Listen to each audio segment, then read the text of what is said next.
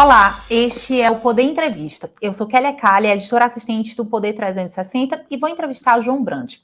Ele é secretário de Cultura, ele é secretário de Políticas Digitais da Secretaria de Comunicação da Presidência da República, agora, do terceiro mandato do presidente Luiz Inácio Lula da Silva. João Brandt tem 44 anos. Ele é graduado em Comunicação Social, mestre em Regulação e Políticas de Comunicação e doutor em Ciência Política. Foi secretário executivo do Ministério da Cultura entre 2015 e 2016, ali no finalzinho do governo da ex-presidente Dilma Rousseff, e antes assessor especial da Secretaria Municipal de Cultura de São Paulo, entre 2013 e 2014.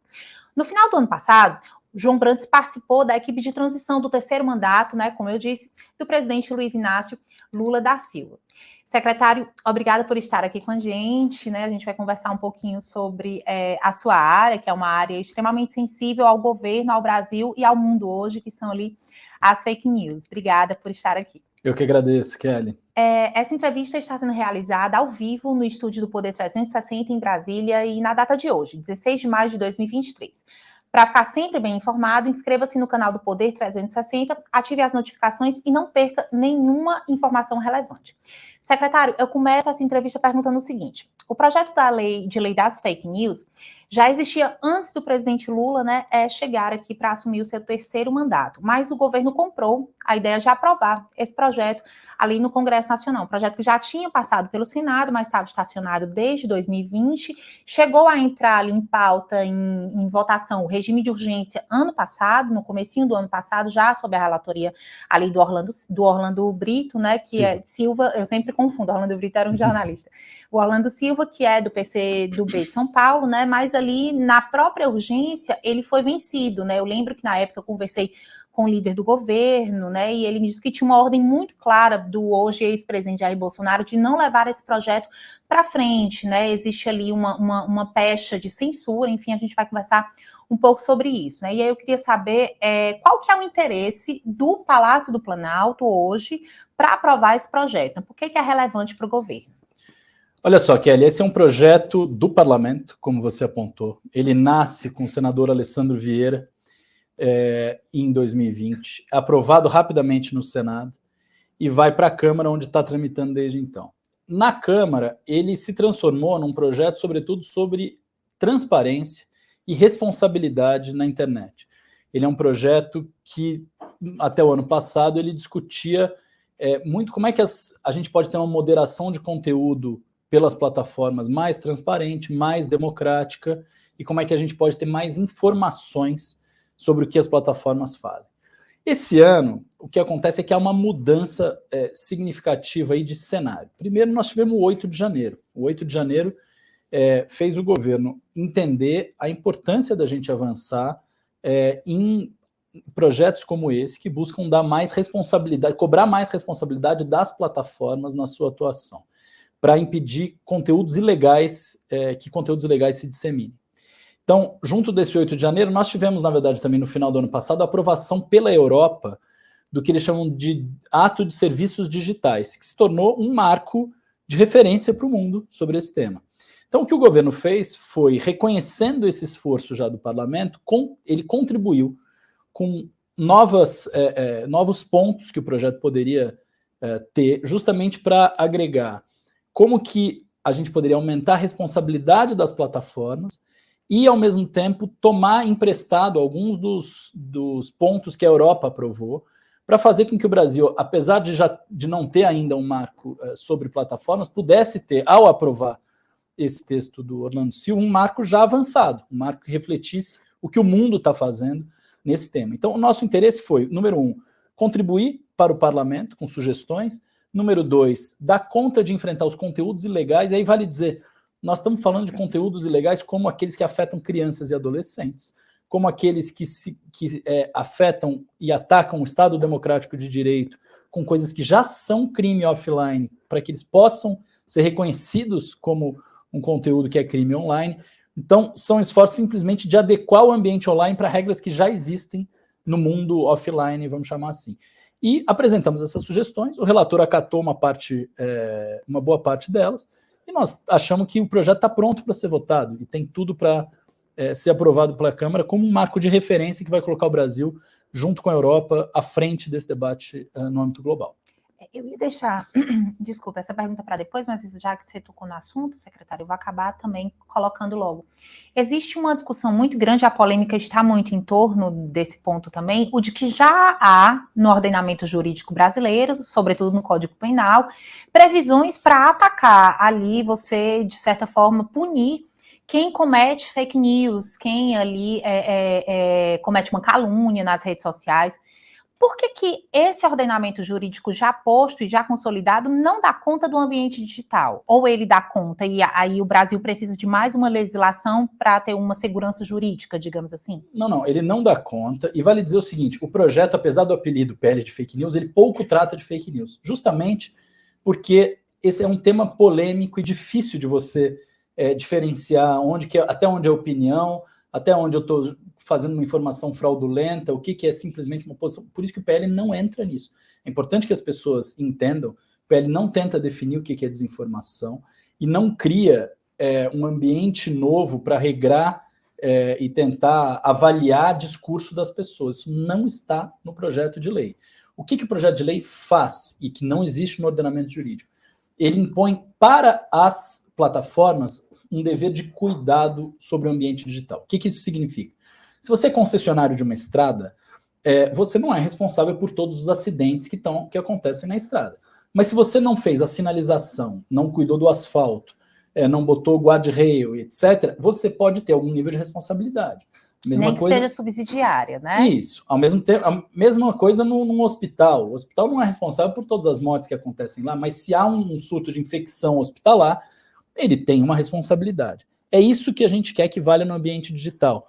As plataformas precisam ter a obrigação de cuidar para que esses conteúdos que já são ilegais offline, eles não se propaguem como quase uma infecção hospitalar no ambiente online.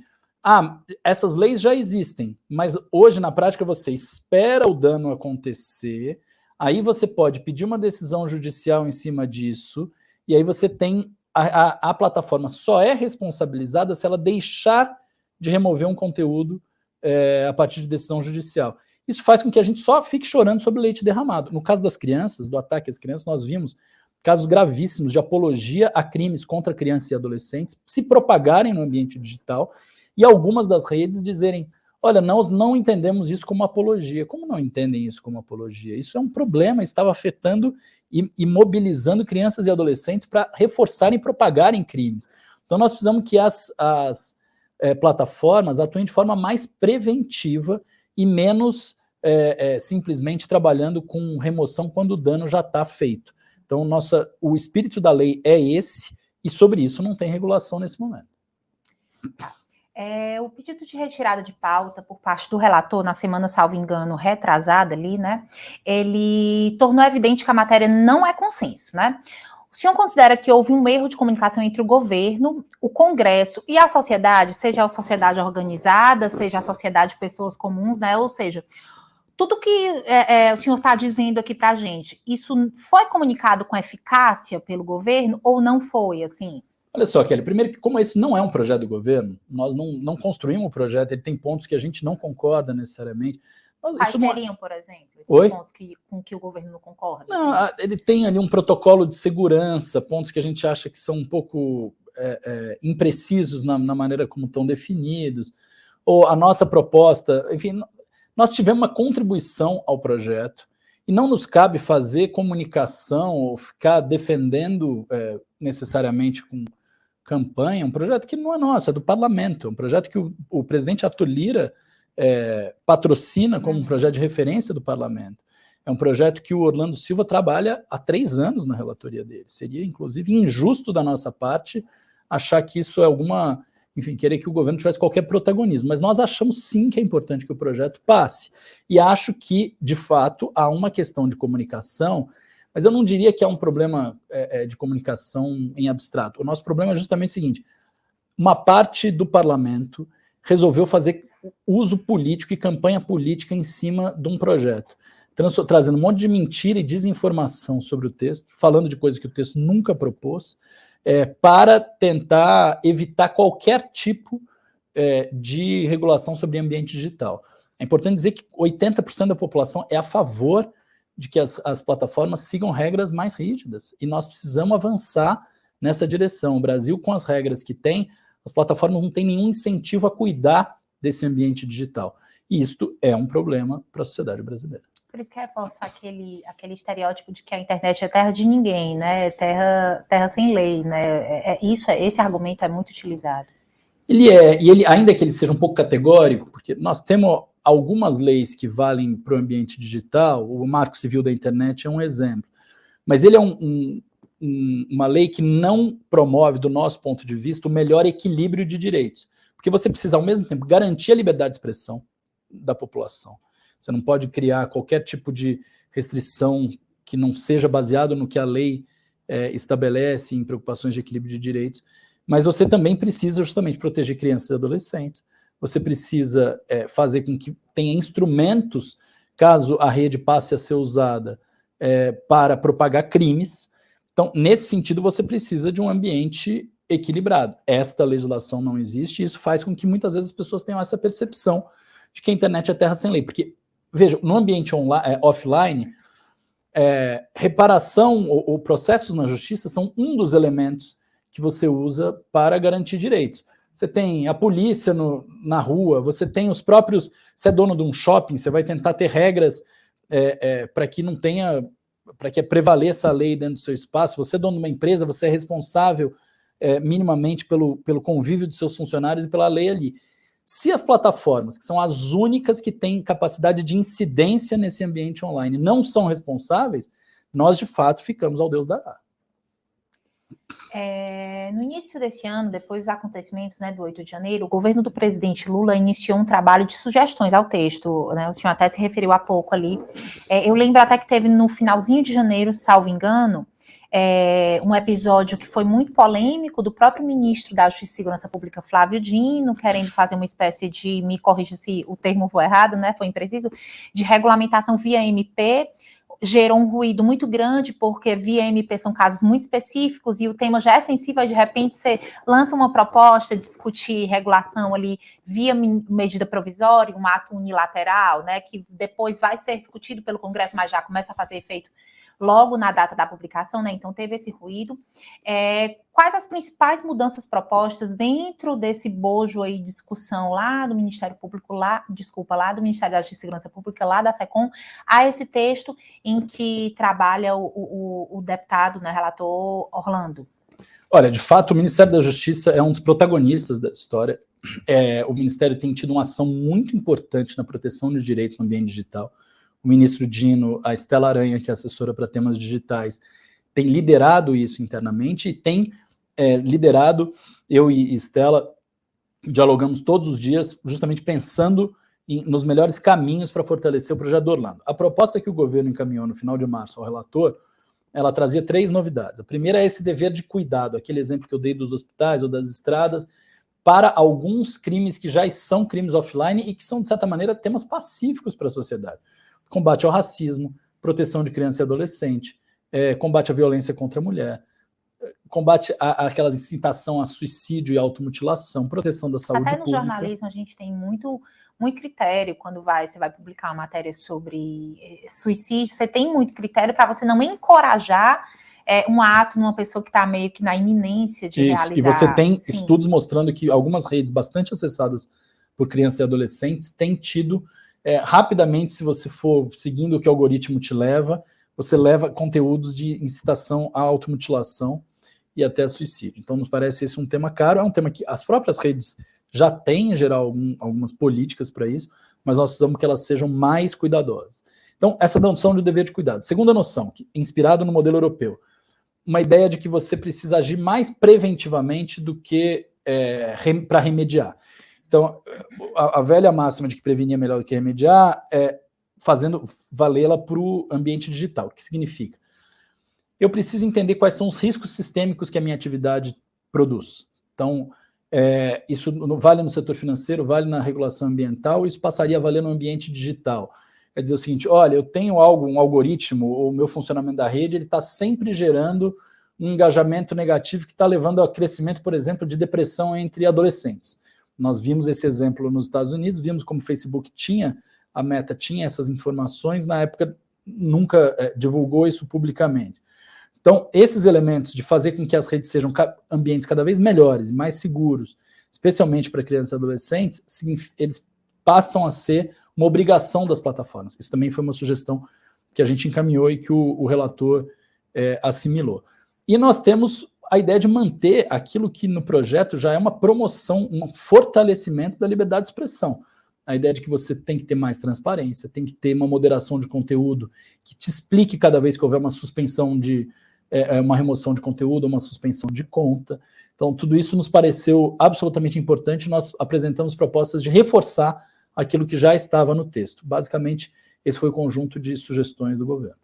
Eu acho que nessa discussão ali, mais ou menos 40 dias, talvez tenha sido esse o período, existia um lapso. Eu lembro que Orlando passou pela gente ali no corredor, e jornalista sempre corre atrás de parlamentar nos corredores do Congresso Nacional, e a gente correu, conversou, deputado, relator, e aí quem é que vai fiscalizar? E me parece que naquele momento, há cerca de 40 dias, havia um lapso, de fato, quem ia fazer essa fiscalização, né? E isso ainda é um ponto. Quem é que vai fazer essa fiscalização, secretário?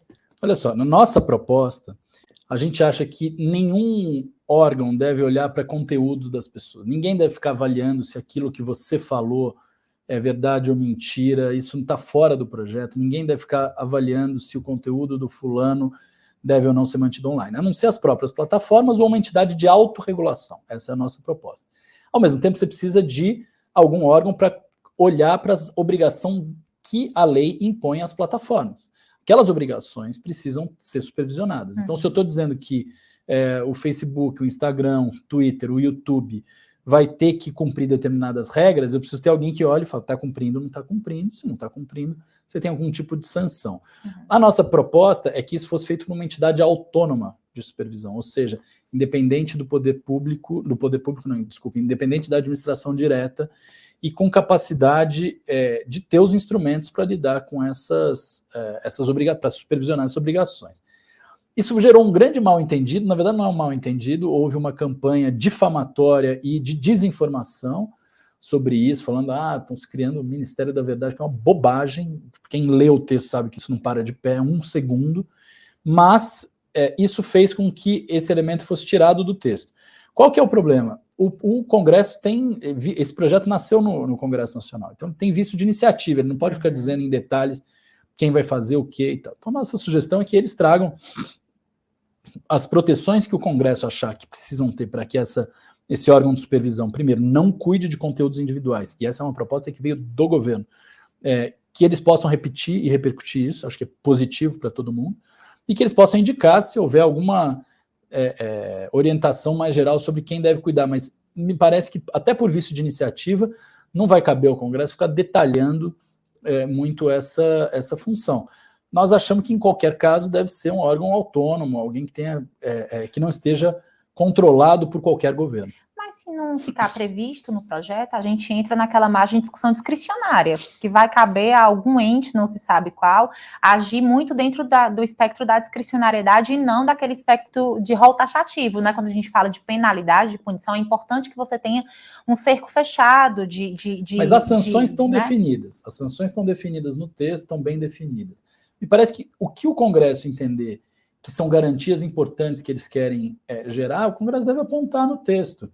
E aí, eu acho que o nosso papel, por exemplo, dá para pensar num conselho que tenha minoria do Poder Executivo, que tenha indicações da Câmara dos Deputados, do Senado Federal, dos órgãos do Judiciário, da OAB, por exemplo. Essa proposta, recentemente, a Comissão, acho que de Direitos Digitais da OAB, levantou uma proposta nesse sentido. A gente vê com bons olhos algo nessa direção. Mas achamos que é preciso afirmar, sim, esse papel de autorregulação em relação a conteúdos, para que não haja confusão. Conteúdos individuais devem ser tratados ou pela justiça, ou pelas plataformas, ou por um órgão de autorregulação. Qualquer órgão deve olhar apenas para as obrigações que as plataformas têm a partir da lei. Tá. O senhor é especialista em comunicação digital, né? Então, partindo desse seu foco muito da tecnicidade, né? Qual que é a sua avaliação acerca dessa regulamentação do uso das redes sociais, né? Isso, ele vai, de fato, gerar um protecionismo social, digamos assim, né? A gente está aqui conversando há um tempo e elencamos minimamente aspectos cotidianos que nos protegem segundo o uso das redes sociais, o uso saudável das redes sociais, né? Crime de incitação ao ódio, ao racismo, né? Então, como é que esse cerco, a partir desse projeto, digamos assim, esse cerco, ele vai trazer uma vida saudável na perspectiva da coletividade social, né? Como é que você enxerga isso, secretário? Olha só, teve uma reportagem outro dia no Fantástico sobre o Discord e o uso do Discord por adolescentes. Teve uma frase que um dos especialistas usou, já não lembro quem, que dizia o seguinte: você entra em determinados ambientes do Discord e você fala, é um lugar, talvez mandar os seus filhos para o lugar mais perigoso da cidade, 2 da manhã, sozinhos. Nós não podemos ter nas redes sociais um ambiente desse tipo em que não há ninguém cuidando daquele ambiente. Nós precisamos fazer com que os ambientes digitais tenham o mesmo nível de cuidado que tem tanto os ambientes privados como públicos, os que a gente frequenta, né? Então, na prática, o que a gente espera que aconteça a partir da aprovação da lei é isso, um ambiente mais seguro, especialmente para crianças e adolescentes, um ambiente em que os nossos direitos estejam mais protegidos, inclusive o nosso direito à liberdade de expressão, e que a gente tenha por parte das plataformas maior responsabilidade. Né? Eu estava dizendo das propostas do governo, um dos elementos das propostas que o governo colocou, que eu esqueci aquela hora, mais responsabilidade das plataformas no ambiente digital. Ou seja, se eu tenho um conteúdo que foi impulsionado ou é publicidade, a plataforma se tornou sócia desse conteúdo e ela precisa ter um nível de responsabilidade maior sobre esse conteúdo. Essa é a avaliação que vários atores fazem hoje no Brasil e no mundo, inclusive como uma maneira, um incentivo a que elas tomem mais cuidado na proteção desse ambiente. Eu ia fazer uma perguntinha deixando para o final, mas aí eu vou trazê-lo logo para cá. Ano passado, na época das eleições, já na campanha em vigor, o deputado Janones ocupou um posto muito relevante dentro das redes sociais, na perspectiva mesmo eleitoreira, para canalizar ali a candidatura, né, na época a candidatura do presidente Lula, e ele foi uma peça-chave, porque eu lembro que a gente consome rede social, né, enfim, eu lembro muito que as pessoas diziam que ele estava fazendo, que os filhos do ex-presidente Bolsonaro sabiam fazer muito bem, que era ali organizar a rede social, fomentar a rede social em torno de uma tecnologia que é nova e que me parece que o PT não consegue acompanhar. A comunicação do próprio partido, do governo, está tendo muita dificuldade ali para se colocar dentro das redes sociais, né? E eu imagino que esse seja também um desafio do próprio governo, né? Como é que você vai se engajar sem utilizar robô, sem utilizar mentira? Ali a gente sabe que uma mentira contada várias vezes se tornou verdade. Essa é uma sabedoria popular que é muito real, digamos assim. Então, queria que você nos falasse um pouco de como é que o governo está tentando lidar com essas redes sociais para tentar chegar e alçar espaços positivamente, como alçou no passado, né, ali o ex-presidente Jair Bolsonaro. Olha, acho que o exemplo que você trouxe do Janones, ele me permite responder essa pergunta por um caminho. O Janones faz um trabalho muito importante nas redes. Ele usa um pouco da linguagem da urgência, do alarmismo. É agora, veja que é inédito. É um pouco esse chamado que ele sabe explorar muito bem, que ele usa. Ele usa sem mentiras, sem ter que explorar fake news nem nada. Tem um ou outro caso de uma coisa que desviou, aquilo ali é coisa que é marginal. No geral, ele está levantando os fatos e fazendo barulho em torno dos fatos, mas barulho com aquele clima de urgência e de alarmismo. Isso é próprio de um deputado como o Janones, isso é muito positivo para promover determinados discursos, mas isso não é a linguagem que o governo deve utilizar. O governo deve ter uma linguagem mais sóbria, buscando trabalhar em cima dos fatos, buscando reforçar o diálogo com diferentes públicos e mostrar a política que está sendo feita nos diferentes ministérios. E o ASECOM está nesse esforço de organizar tanto as suas redes, como as informações que ele provê para jornalistas e para quem quer informações do governo, né, via Secretaria de Imprensa, etc., ou via sua produção audiovisual, trazer esses elementos, trazer essas histórias, trazer as histórias dos brasileiros que são beneficiados pelas políticas públicas e como a vida deles muda, trazer debates sobre tema, ou responder a temas e a questões que estão na ordem do dia. Isso também tem muito a ver com usar bem as redes, é você conseguir conectar um assunto que está na ordem do dia com um tema de algo que você já está fazendo. Agora, você não faz isso da noite para o dia, tendo pego uma secretaria, um ministério como da SECOM do governo Bolsonaro, que não tinha contrato de monitoramento digital, que não tem um contrato próprio, justamente, de redes, que estava desestruturada para dar conta disso. E para funcionar essa comunicação no ambiente digital hoje, você não vai falar sozinho, você não fala como se você estivesse em 2010 falando do governo para a sociedade. Você precisa dialogar, você precisa gerar informações para todos aqueles interlocutores da situação da oposição, etc., que estão buscando diálogo contigo. Eu tenho certeza que daqui a alguns meses nós vamos ter uma avaliação muito positiva da comunicação do governo, porque tem havido um esforço muito grande do ministro Paulo Pimenta nessa direção em organizar a casa. Depois de um governo como o governo do ex-presidente Jair Bolsonaro, né, mais alarmista, digamos assim, mais imediatista, né?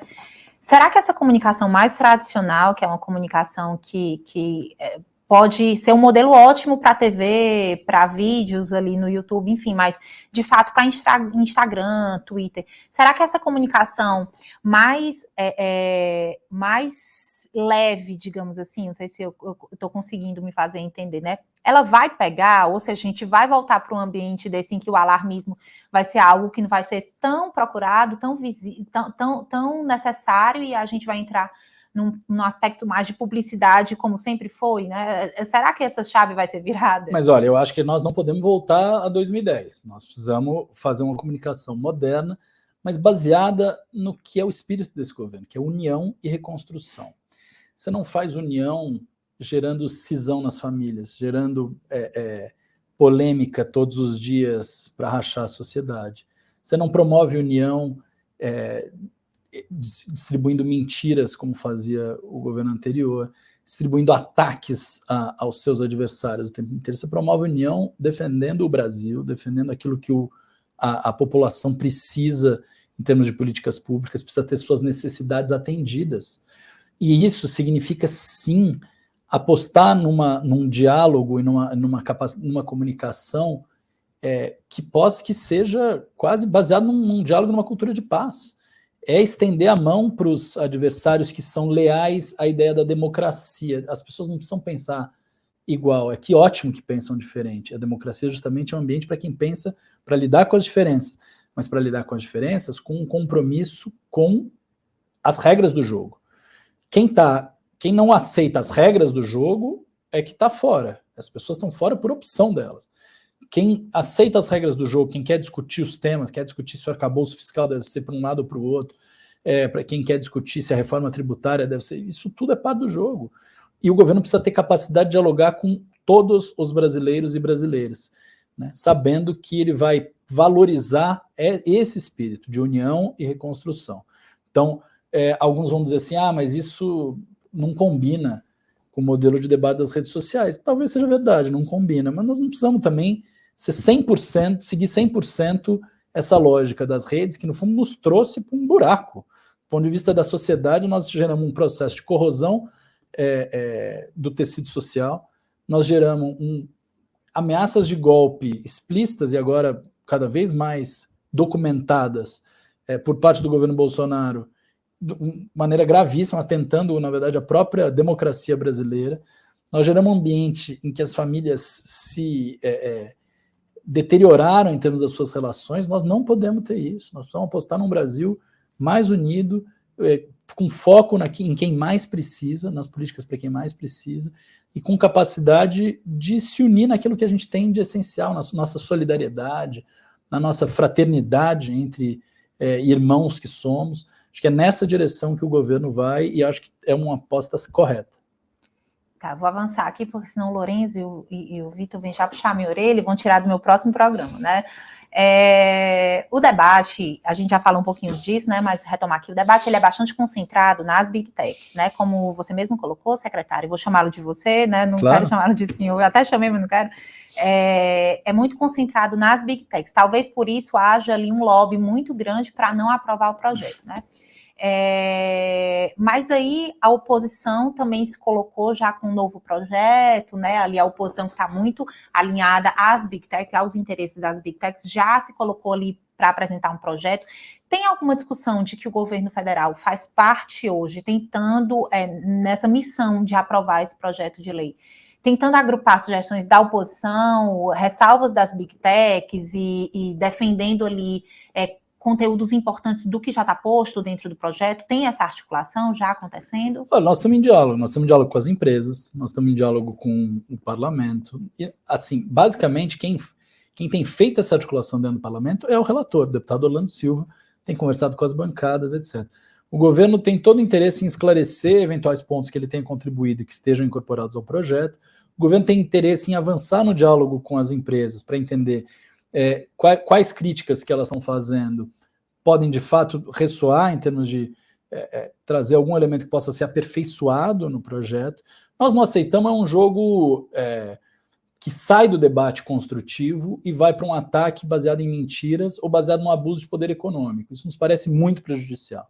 Vocês imaginem se o governo pegasse sua base de cadastro do Bolsa Família ou do cadastro do SUS e saísse distribuindo mensagem para defender só a sua posição sob pele de fake news. Ia ser um escândalo, ia ser chamado de um abuso de poder político.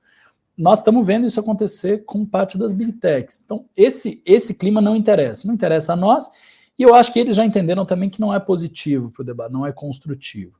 Então, nós nos engajamos num debate construtivo com as empresas, entendendo que são interesses opostos.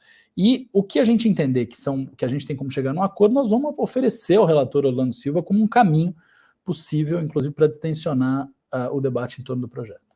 Você falou em crítica, secretário, e você é doutor em ciência política, né, e também já foi número 2 do Ministério da Cultura, né? Qual a sua leitura acerca da postura do ministro Alexandre de Moraes nessas decisões que se relacionam às Big Techs, né? O ministro, ele é ali relator de um projeto das milícias digitais, né? Eu lembro que houve uma crítica muito grande pela forma como ele se tornou relator à época. O presidente da corte era o Luiz Fux, né? Chegou ali, não houve um sorteio oficial, como sempre ocorre nas distribuições de relatorias, né? O ministro, então, se tornou esse relator e aí acabou sendo prevento em todos esses processos que se relacionam de alguma forma a fake news, né? E aí tá dentro desse jogo aí em relação às Big Techs, né? Na semana passada a gente acompanhou durante a semana, aliás, decisões dos ministros, né, todo esse comportamento se utilizando do poderio também econômico, como você explicou aqui, a listagem, né, enviar ali para os usuários, né, mensagens de um discurso único, né, e eu lembro que isso foi muito, foi essa ressalva que foi feita na decisão do ministro Moraes, mas o fato é que o ministro foi muito criticado por ter exigido a retirada de um conteúdo e ali, segundo os críticos, né, se caracterizaria já como algo de censura, né? Então, queria que você falasse um pouco de como você enxerga essas decisões do ministro Moraes nesse campo aí tão delicado. Eu acho que o ministro está navegando justamente nesse mar revolto do tema que se tornou, né, o tema das redes se tornou um mar revolto, porque é um tema onde acontece boa parte das disputas políticas e utilizando armas completamente fora do jogo democrático, num ambiente em que as regras não são suficientes para lidar com esse mar revolto. Então, ele está tendo que... não tem um precedente, né? Tudo muito novo, digamos assim, né? É novo, mas o Congresso já deveria ter avançado em algumas regras, e isso daria mais conforto para todo mundo, inclusive para o próprio ministro, que certamente não se sente confortável tendo que usar o seu poder geral de cautela ou da sua... da leitura de como é que o ordenamento jurídico hoje, da própria Constituição, oferece a ele. Acho que ele tem tomado decisões, a gente pode discutir uma coisa ali, outra ali, é normal, acho que as decisões estão sujeitas a crítica, mas ele tem tomado decisões buscando preservar o ambiente democrático, buscando preservar a integridade do debate público, buscando preservar a rigidez do processo eleitoral quando estava respondendo ali pelas eleições no TSE. Então, quanto mais o Brasil tiver regras mais claras e com capacidade de justamente aplicar essas regras, então as pessoas falam, mas por que precisa de um órgão de supervisão justamente sobre a obrigação das plataformas? Para isso, para poder lidar com os casos que não são casos individuais, mas que sejam relativos às obrigações das plataformas. Quanto mais essas regras estiverem claras e definidas pelo próprio Congresso, melhor. Melhor para o STF, que não tem que ficar se colocando à frente desse processo, melhor para a sociedade brasileira, que vai ter como criticar a partir de um conjunto de regras claras, e melhor para quem é o afetado, seja como tem o seu direito afetado por alguma decisão positiva ou negativamente, ele vai ter regras mais claras de como apelar, de como discutir essas decisões no ambiente, vamos dizer assim, com centro de gravidade baixo. Bom, para a nossa última pergunta, só fazer uma observação, a gente estava conversando aqui no bastidor sobre marco temporal, né, ali, uma discussão que está no STF, voltou para o Congresso, enfim, e aí você estava falando, secretário, agora sobre como no silêncio do Congresso, acaba que o judiciário tem que agir, muitas vezes isso se confunde com ativismo político, que não significa dizer que não existe ou não tem existido, mas significa dizer que a sociedade tem que ter um nível de compreensão que muitas vezes o judiciário age porque há um lapso legislativo e ele está diante de um caso concreto, ele tem que agir, tem que fazer alguma coisa, né, e provavelmente o ministro Moraes acabou se tornando essa figura assim, muito visada, porque nos últimos meses acabou ali se vendo diante de situações que realmente ele tinha que decidir, né? Como ministro, como presidente do TSE, como ministro, como relator das milícias digitais, né? Então tem muito isso. Realmente há, por vezes, um ativismo político, digamos assim, mas há uma brecha também no Congresso que acaba forçando com que esse ativismo político aconteça, né? Eu não gosto da expressão ativismo político, porque eu acho que ela tira a legitimidade de decisões que o judiciário toma no âmbito das suas competências. De ofício, né? Ali, né? Eu acho que assim, nós podemos, quanto mais as regras forem mais claras, como a gente estava dizendo, menos ele tem que fazer uso de um poder geral de cautela, vamos chamar assim. Mas eu acho que é muito positivo que a sociedade brasileira possa olhar para essas decisões e para a ausência de decisões do Congresso em alguns pontos, discutindo decisões do Supremo, entendendo quando que elas vão além ou ficam aquém do que deveriam, de uma forma civilizada. E eu acho que isso significa uma sociedade viva, capaz de olhar de forma crítica para os seus poderes. Ótimo. Eu acho que quando isso se torna um ataque pessoal, seja a ministros do Supremo, seja a presidente da Câmara ou do Senado, etc., aí nós saímos de uma discussão saudável e a gente vai para uma discussão ad hominem, uma discussão que foca só no personagem, que não nos leva a lugar nenhum e que nos faz, muitas vezes, deixar em segundo plano a questão de mérito mesmo, ou seja, decisões, aquela ação do judiciário tem ou não legitimidade, passou ou não do ponto em alguma questão. Ou seja, parece que a gente não vive ali no mundo do contrato social. Às vezes a sensação que a gente tem no meio dessas brigas todas é que a gente vive no estado de natureza, não tem regra, não tem nada, assim, né? É difícil. Eu tenho falado, mas aí é sobre o ambiente digital. Eu acho que a gente, nos últimos 10 anos, acabou abrindo mão de valores importantes que o jornalismo profissional tem para a organização desse ambiente informacional, né? Então, de ouvir os dois lados, de buscar as pautas centrais, de tentar ser objetivo. Nunca é objetivo, nunca é, mas a regra geral é que seja. Então, o leitor, o espectador, ele olha de forma crítica quando ele sente que está uma cobertura enviesada. E o ambiente das redes sociais, ele promove justamente a polarização, no pior sentido da palavra. Aquela, né, de promover visões extremadas e fora de uma discussão mais racional sobre os melhores caminhos para a sociedade brasileira.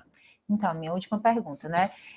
Vamos supor que a gente se encontrasse na rua, eu soubesse que você era João Brant, você não soubesse que eu sou jornalista Kélia Calha. Eu chegaria e diria, secretário, por favor, me convença de que o projeto de lei das fake news, a regulamentação é relevante, né? Pessoa comum, leiga, né? Como é que você responderia, secretária, a essa pergunta? Olha, o projeto promove mais liberdade de expressão, promove mais equilíbrio de direitos, protege nossas crianças e adolescentes, aumenta a responsabilidade das plataformas e promove um ambiente, então, de toda forma, um ambiente digital mais saudável e mais seguro. É só golaço, não tem por que ser contra. se eu lhe perguntasse como é que você me convenceria de que não há censura dentro desse projeto, já que há grande crítica? Porque não tem pé nem cabeça essa frase de que há censura. Quer dizer, se o projeto não faz avaliação de conteúdos das pessoas, se ele não discute o que é verdade, o que é mentira, se ele não dá poder a ninguém para ficar retirando conteúdos individuais, não tem da onde tirar de que ele é censura, não tem pé nem cabeça. Vão aprovar? Eu espero que sim, acho que a resposta está na mão do Congresso. Tá bem. Chega ao final esta edição do Poder Entrevista. Em nome do do Jornal Digital Poder 360, eu agradeço, João Brant, por participar aqui, tá, João Brant? Muito obrigada. Eu que agradeço a oportunidade. Foi difícil conciliar a sua agenda, mas deu certo, hein? Obrigado pelo convite, obrigado pelos espectadores que nos acompanham aí. Agradeço também a todos vocês que assistiram a este programa. Para ficar sempre bem informado, inscreva-se no canal do Poder 360, ative as notificações e não perca nenhuma informação relevante. Muito obrigada e até a próxima.